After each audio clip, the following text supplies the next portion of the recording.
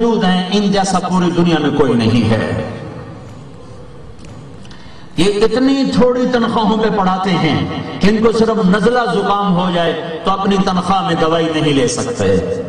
بیٹی کی شادی کرنا، بچے کی شادی کرنا تو بڑے دور کی بات ہے، صرف ان کو نزلہ کھانسی ہو جائے تو ان کی اتنی تھوڑی تنخواہ ہے کہ اس میں یہ دوا نہیں لے سکتے۔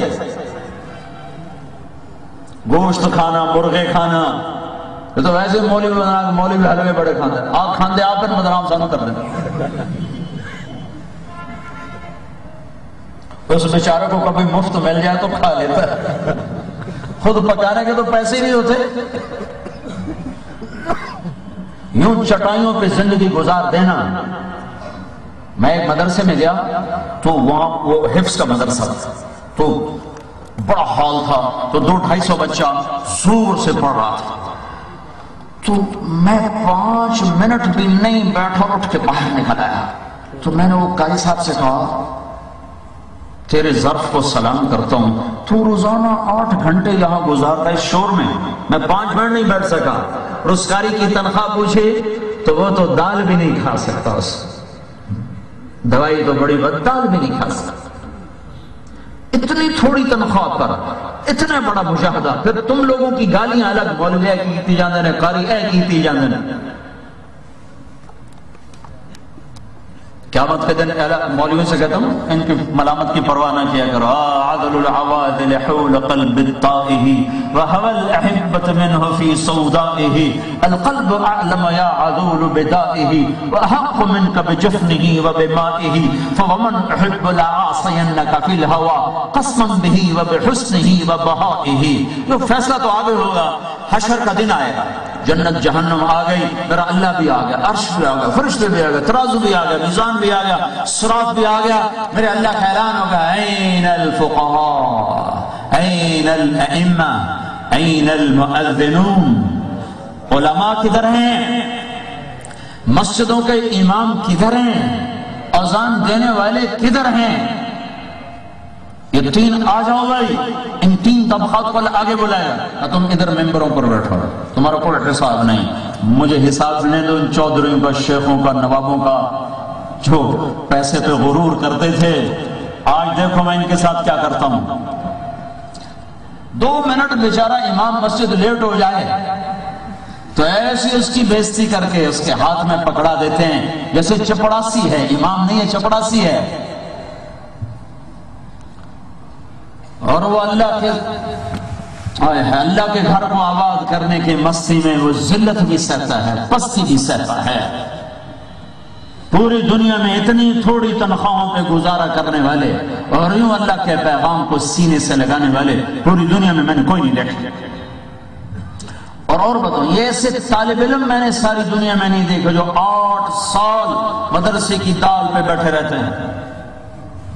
ہم جب رائن میں پڑھتے تھے تو وہ لڑکے کہتے ہیں غوطہ لگاؤ بھائی، غوطہ لگاؤ، دال کا دانہ ڈھونڈو کدھر ہے، دال کا دانہ ڈھونڈو کدھر ہے، غوطہ لگاؤ۔ اس میں رائن میں بڑا فقر تھا، کسی مدرسے میں ایسا فقر نہ دیکھا جو رائمنڈ کے مدرسے میں دیکھا جب جو میں نے وہاں 8 سال پڑھا ہے۔ کہا بھائی غوطہ لگاؤ بھائی، غوطہ، دال کا دانہ کدھر ہے۔ پھر تھوڑی سی فراخی آ گئی، کیا 6 مہینے کدو پکتے، 6 مہینے گاجر، ویک کدواں دا منہ ساڈا منہ ٹوٹ جاندا ہے، نام مراد ہن بس وی کر کدو ہی روز 6 مہینے گاجر، 6 مہینے کدو، ہم خود ہی کھا یا اللہ کوئی اچھا، کوئی ہوٹل بھی نہیں، پیسے جیب میں ہوتے تھے، کوئی ہوٹل نظر آئے کہ روٹی کھا لے، ہوٹل بھی کوئی نہیں ہوتا تھا باہر، کوئی کدو کھاؤں نے۔ مہمان کہتے سبحان اللہ کتنے برکت والا کھانا، میں کہتا 3 دن رہ کے دیکھو پھر تم بتا یہ برکت والا ہے ہیٹھا لاندہ نہیں، تو ستا ایک ٹائم کھایا تو تشکیل ہوئی جاؤ گے۔ ذکر فکر سے پکا ہوا بھائی، ذکر فکر سے۔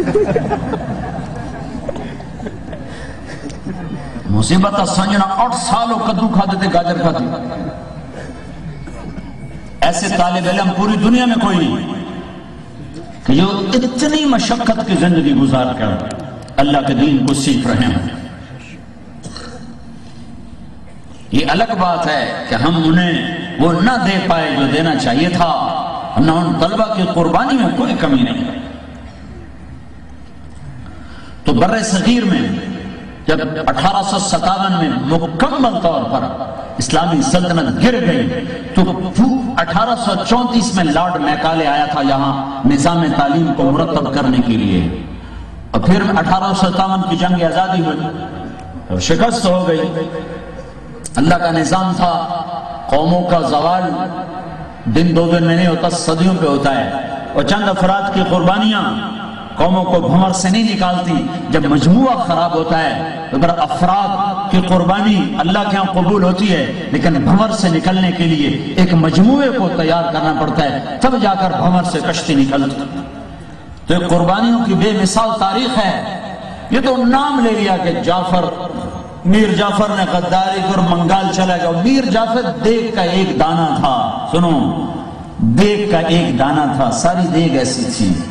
اب وہ دکن میں میر صادق اور میر غلام علی لنگڑا، انہوں نے یہ کر دیا انگریزوں سے ملے گا، وہ دو دانے تھے دیگ کے، دیگ ساری ایسی تھی تقریباً۔ اور دلی میں رجب علی خان اور نجف علی خان اور مرزا الہی بخش اور نواب شجاع الدولہ، یہ 4-5 آدمی انگریزوں سے ملے، یہ بھی ساری دیگ کے دانے تھے، دیگ ساری خراب ہو چکی تھی۔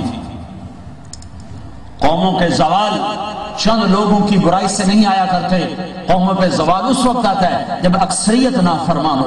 انہلک وفینا الصالحون، میری ماں عائشہ نے پوچھا یا رسول اللہ نیکوں کے ہوتے ہوئے بھی ہلاک ہو جائیں گا؟ نعم اذا کثر الخبث، جب گناہ غالب آئیں گے نیکوں کے ہوتے ہوئے ہلاک ہو جائیں گے۔ لیکن انگریز کی پوری سازش تھی کہ یہاں اسپین بنا دینا ہے، اسپین 800 سال حکومت کرنے کے بعد وہاں 8 مسلمان بھی باقی نہ بچے، ایسا نظام بنا دیا انہوں نے۔ اور 50 سال تک کتب خانے جلتے رہے، اتنی کتابیں چھوڑ گئے تھے مسلمان، 50 سال تک کتب خانے جلتے رہے۔ اور پھر ایک وقت ایسا آیا کہ اسپین میں 8 مسلمان باقی نہ رہے۔ اس سے زیادہ طاقتور حکومت تھی انگریز کی کہ یہاں بھی وہی کر دیا جائے اور ایک نہ چھوڑا جائے۔ چند فقیروں کو خیال آیا کہ اب تو جان کے سودے کرو اور چٹائی کے اوپر بیٹھو، پیٹ پہ پتھر باندھو۔ جنوں کے شہر میں سر بیچتے تھے مفت دیوانے، ادا کرنے یہی خوش رسم ہم بازار میں آئے۔ ایک گمنام سا آدمی محمد قاسم، اس کو دنیا اسلام سے جانتی ہے، اس نے ایک چھپر ڈالا، ایک مسجد بنائی، مسجد کی چھت کے پیسے نہیں تھے، مسجد بغیر چھت کے رہی۔ وہ پریشان ہے، رات کو اللہ کے نبی کی زیارت ہوتی ہے، قاسم کیوں پریشان ہو؟ یا رسول اللہ مسجد کی چھت نہیں بن رہی۔ کہا تو فکر کی کیا بات ہے، بیت اللہ بھی تو ہزاروں سال چھت کے بغیر ہی رہا۔ بیت اللہ پہ چھت پڑی میرے نبی کے زمانے میں، جب میرے نبی کی عمر 35 سال، 4000 سال کے بعد بیت اللہ پہ چھت ڈالی قریش نے۔ جب حتیم کو باہر کیا اور اس کو مربع شکل بنا کے اوپر چھت ڈالی ہے، اس سے پہلے چھت کے بغیر تھا۔ دیوبند کی چھوٹی سی بستی میں ایک انار کے نیچے محمود استاد تھا، محمود شاگرد تھا، انہیں نہیں پتا تھا کہ یہ الف با تا ثا میں کیا تاریخ چھپنے والی ہے اور کیا آگے ہونے والا ہے۔ چند نفوس نے پیڑ پہ پتھر باندھے اور اسلام کی حفاظت کے لیے 1864 میں ایک چھوٹا سا مدرسہ، پہلے مدرسے نہیں تھے، علماء تھے، لوگ ان سے سیکھنے جاتے تھے، اپنے اپنے طور پر ان کی اپنے اپنے درسگاہیں تھیں۔ ایک اجتماعی نظام مولانا قاسم صاحب رحمت اللہ علیہ کے ہاتھوں اللہ نے دلوایا اور اس چھپر کے نیچے سے